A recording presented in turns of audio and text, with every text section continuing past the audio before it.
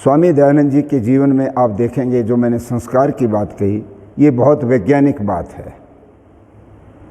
16 संस्कार उन्होंने बताए हैं, जिनमें से 11 संस्कार बच्चे के 8 वर्ष की उम्र तक पूरे हो जाते हैं। 11 संस्कार 8 वर्ष की उम्र हो जाती है तो इससे पहले पहले 11 संस्कार हो जाते हैं, और उनमें से 3 संस्कार तो बच्चा जब पेट में है तब होते हैं। अभी ना बच्चा पैदा हुआ, संस्कार कैसे ले रहा है वो, ये भी हमको नहीं पता। स्वामी जी कहते नहीं, आज पति और पत्नी ने आपस में सलाह करके तय किया, आज से हम एक संतान के जन्म देने के लिए अपना यज्ञ करते हैं। आज से हम बीजारोपण करेंगे एक नई संतान का। उसको कहते गर्भाधान संस्कार, और सबसे बड़ा संस्कार है। बच्चा नहीं है, आने की योजना बनी है केवल।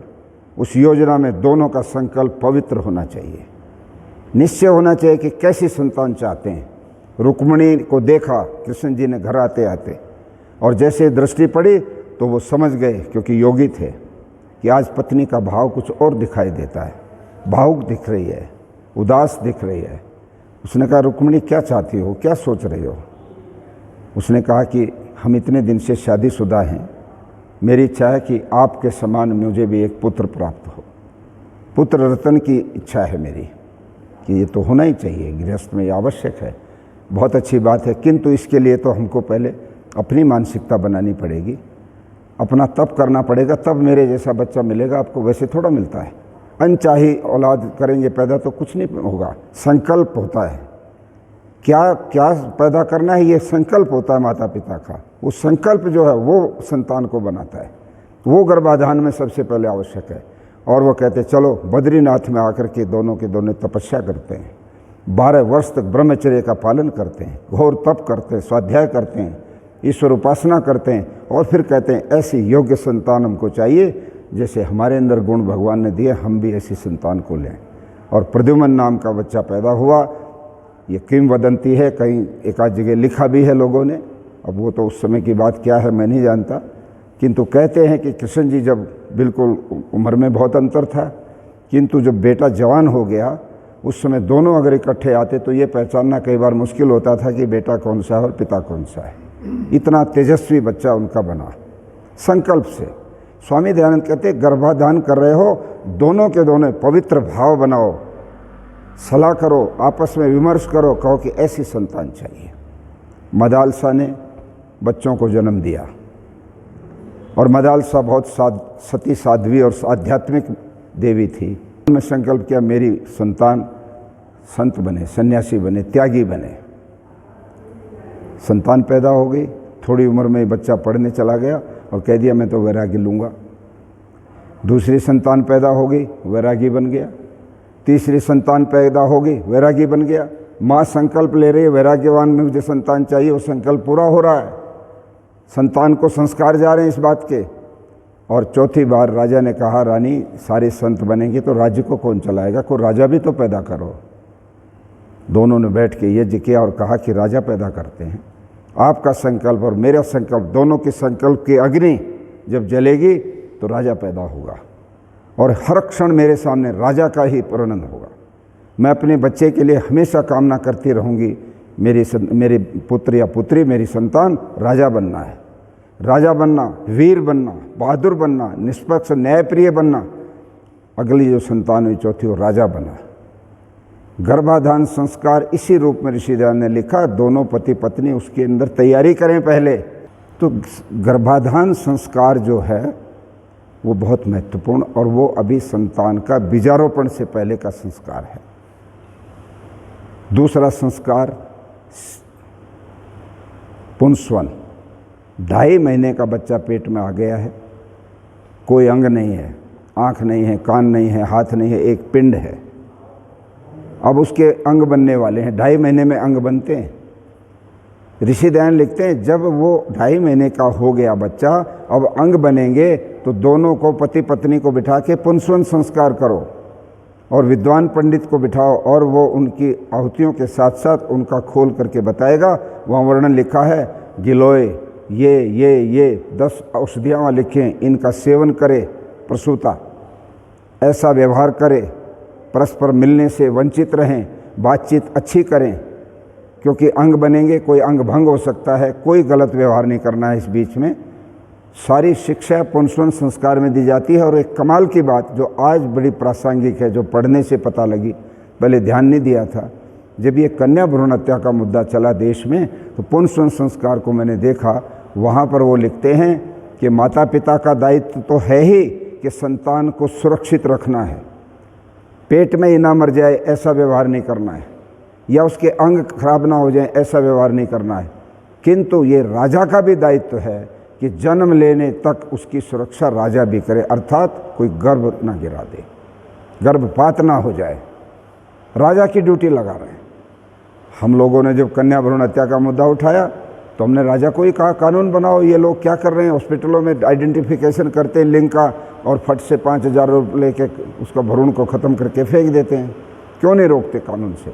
यहाँ पुंसवन संस्कार में राजा की भी ड्यूटी लगा रखी है स्वामी दयानंद जी ने, क्यों वो जानते थे कि लोग कई बार अज्ञान से प्रेरित होकर के इन कामों को करेंगे तो राजा बीच में आएगा, फिर कानून आएगा, कानून का डंडा आएगा, डर होगा तो आदमी उस काम को नहीं करेगा। फिर सीमंतोनयन संस्कार है, वो भी पेट में बच्चा अभी 6 महीने का, 7 महीने का, 8 महीने का हो गया तो सीमंतोनयन संस्कार किया, और उस समय बच्चे का मन, उसकी बुद्धि एक्टिव हो जाती है, काम करना शुरू कर देती है। जो माँ के मन में विचार उठा वो बच्चे के मन में जा रहा है, जो माँ का निर्णय है, बुद्धि का विवेक है, वही बच्चे के मन में जा रहा है। जो माँ पर्दे पर देखती है टेलीविज़न के, वो बच्चा देख रहा है। जैसी आपस में चर्चा पति पत्नी की हो रही है, बच्चे के अंदर जा रही है वो विचार।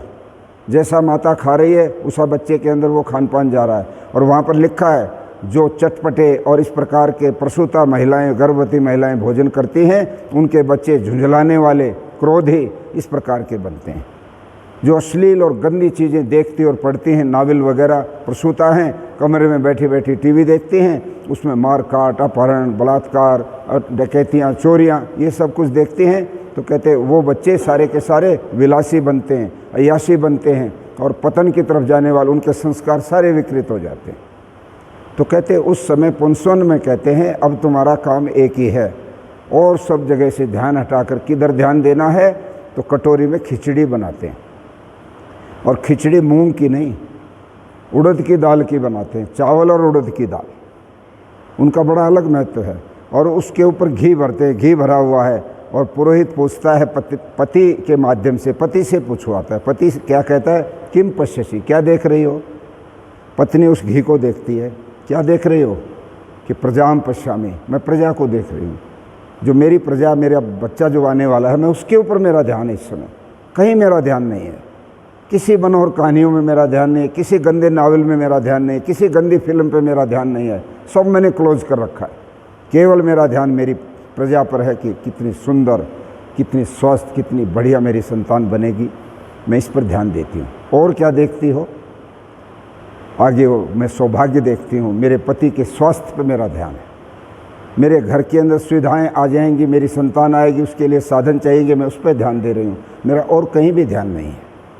ये सीमंतोनयन संस्कार में जब बच्चा पेट में है और 2 महीने बाद जन्म लेने वाला है, उस समय ये सारी बातें होती हैं। तो 3 संस्कार बच्चे के पेट में होते होते हो जाते हैं, और चौथा संस्कार बिल्कुल जन्म लेते ही, जैसे ही बच्चे का जन्म हुआ, माँ ने उसको टॉवल से पूछ करके पति को दे दिया, तुरंत पति को बुलाया जाता है, लो आपकी संतान, मैं तो अभी अस्वस्थ हूँ, अपने हाथों में इसको स्वीकार करो। और पिता उसको लेकर के क्या करता है, एकदम एक शहद लेके आता है, सोने की शलाका से उसके जिह्वा के ऊपर ओम लिखता है। ये जो लिखा हुआ ओम है, कोई वहाँ कोई उसका कोई मोमेंटो नहीं बनाया उसने, एक संस्कार डाल दिया कि बच्चे ओम को कभी मत भूल जाना। ये ओम है जो इस संसार का चलाने वाला, रचने वाला, ये ईश्वर का नाम है, ये तुम्हारी जिह्वा पर रहना चाहिए हमेशा। और साथ साथ एक काम और करता है, कान में बोलता है बच्चे के, को असी, कौन हो तुम, कथमो असी, किसके हो। और फिर वो जवाब भी स्वयं देता है बच्चे की ओर से, अहम वेदो अस्मि, मैं वेद हूँ, मैं ज्ञान हूँ। वेद शब्द कान में बोल दिया पैदा होते ही, जातक्रम जिसको कहते हैं। हम लोगों ने जातक्रम बुला लिया, बच्चे को ले जाएंगे, बोले वहाँ देवी की जात दे के आए हैं, वहाँ जो ले गए वो लुट पिट के आ गए। क्या जात दे के आए जी? संस्कार कौन सा दिया आपने? जात कर्म संस्कार पैदा होते ही बच्चे का होता है, और उसका विधान ऋषि दयानंद ने किया, वो बहुत वैज्ञानिक है। डॉक्टर रघुवीर वेदालंकार ने मुझे बताया, स्वामी जी मेरे घर के अंदर 3 पीढ़ी से खुजली का रोग था। बच्चा पैदा होते सारे शरीर में ऐसे दाखड़ से खुजली हो जाती थी। मेरी बहन के भी यही, हमारे सारे भाइयों में भी। मैं गुरुकुल में पढ़ा, मैंने संस्कार विधि पढ़ ली और जातकर्म संस्कार पढ़ा, और उसमें मैंने देखा कि सोने की सलाखा से शहद का वो जो लिखते हैं इसका क्या महत्व है। और मैंने अपने बेटे का जब जन्म हुआ तो उसके जीवा पर लिखा, क्योंकि मैं तो उसमें गुरुकुल में पढ़ने से मेरी जानकारी बढ़ गई थी। तो उस बच्चे के खुजली तो ख़त्म नहीं हुई, परंतु उसका जो बच्चा हुआ अब उसका कोई खुजली नहीं है, 3री पीढ़ी। और मेरी बहन के बेटे का ऐसे मैंने किया, इस तरह से और भी उसमें कुछ औषधियाँ डाल करके किया, और बच्चे के पास से उस रोग से मुक्ति मिल गई। इन सारी विधियों में विज्ञान भी है, तर्क भी है, और एक अंतर प्रेरणा भी है। तो संस्कार ऋषि दयानंद ने पूरी धरती के ऊपर एक ही महापुरुष है जिसने दिए। जातकर्म के बाद बच्चा थोड़ा बड़ा होगा तो नामकरण होगा, उसका नाम देते हैं, क्योंकि नाम तो उसका लेके आया ना, तो एक आत्मा है शरीर में आ गई है, उसको समाज में पहचान के लिए एक नाम दिया जाता है। नाम भी स्वामी जी ने लिखे सार्थक होने चाहिए, नामों का अर्थ होना चाहिए कुछ, यही नहीं टिंकू पिंकू बिंटू, वो क्या है हमारा जो बंटी, ये नाम कोई नाम नहीं होते हैं, सार्थक नाम होने चाहिए। मैंने पिछले दिनों बिरजानंद जी हमारे मित्र हैं, उनके बेटी का बच्चा हुआ, वो बोले नामकरण आप करा दो। मैंने कहा ठीक है। मैं वहाँ गया, खेतड़ी में वो रहते हैं उधर, तो वहाँ पर सब लोग थे, काफ़ी 100-200 लोग। मैंने नामकरण पर पहले व्याख्यान दिया कि नाम कैसा होना चाहिए। देखो मैं कहा तुम यादुवंशी हो और नाम रख दोगे छोटा सा पप्पू, ये इधर उधर, ये नाम सार्थक नहीं, ये प्रेरणा देने वाले नाम नहीं है। इसको इतना बड़ा नाम दो कि उस नाम को लेके वैसा ही ये बन के दिखाए। तो सब ने नाम तय किया, बताओ क्या नाम चाहते हो, कि भय पे नाम आएगा, ये आएगा, वो जो भी विचार था। तो भानु नाम उसका रखा। भानु सूर्य को भी कहते, तेजस्विता होती भानु। मैंने कहा केवल भानु नहीं रखेंगे, भानु प्रताप सिंह, भानु का प्रताप, भानु प्रताप सिंह। और अगर जोड़ सको तो कुंवर भी लगाओ साथ, कुंवर भानु प्रताप सिंह। जितने बड़े बड़े राज्य परिवार हैं या बड़े विद्वान परिवार हैं, उनके बच्चों के नाम देखोगे, इतने सार्थक और इतने बड़े बड़े नाम होते हैं कि मन करता है कि उस नाम को बोलें, मुंह भर जाता है नाम बोलते बोलते। नाम बड़ा महत्वपूर्ण है। ऋषि दयानंद ने नाम पर पूरी चर्चा की है संस्कार विधि में। नामकरण उसका होगा, फिर उसके बाद थोड़ा और बड़ा हो जाएगा तो उसको जो है अन्नप्राशन होगा उसका, या कर्णवेद आता पहले, दोनों में से कोई होगा। अर्थात उसको अन्न शुरू कराते हैं, वो भी एक पूरा समारोह होता है, सबको बुलाया जाता है, बढ़िया उसके लिए भोजन बनाया जाता है। और हो सकता है तो कोई अच्छा ठीक ठाक इंतजाम हो तो चांदी के पात्र में उसका भोजन लेके उसको खिलाते शुरू, लो आज से तुम भोजन शुरू कर रहे हो बच्चे, शुरू करो, खिलाते हैं उसको। फिर उसका निष्क्रमण होता है, पिता उसकी उंगली पकड़ करके पहले घर में उसको थोड़ा चलाना सिखाते हैं, फिर गली में निकालता है, चलो तुम्हें बाहर लेके चलता हूँ, समाज से परिचित कराता हूँ, ये देखो तुम्हारे ताऊ जी आ गए हैं, ये तुम्हारे दादाजी लगते हैं, ये तुम्हारे बड़े भाई हैं, ये तुम्हारी दादी है, तुम्हारी ये है, उनका परिचय कराते हैं। और इनका जब भी अभिवादन करो, स्पर्श किया करो, उनके पैर, आशीर्वाद प्राप्त किया करो। बच्चे को संस्कार दे रहा है। निष्क्रमण, कर्णवेद करते, कर्णवेद ये नसों का संबंध है, हमारी नीचे की नसों से ताल्लुक है। इन नसों का, इन नसों के ऊपर जो बंधन पड़ता है तो वो जैसे ईड़ा पिंगला और सुषुम्ना आदि का जो संबंध बताया, जो हमारी वीर्य से संबंधित भीतर जो नस नाड़ी हैं उनके साथ ताल्लुक है इनका, और इनका करना आवश्यक होता है। बच्चे में रोग भी नहीं लगते, इनसे बहुत सारा महत्व है इस कर्णवेद का। फिर उसका मुंडन होता है, जिसको लोग बाल उतरवाने जाते हैं। बचपन में मुंडन इसलिए नहीं करते, बहुत स्किन बहुत पतली होती है, चोट लग जाए बच्चे को, ठंड लग जाए और हो जाए, जो वो बड़ा होता है तो उसका फिर मुंडन करा देते हैं, वो केस उतरवाते हैं, फिर नए केस आते हैं।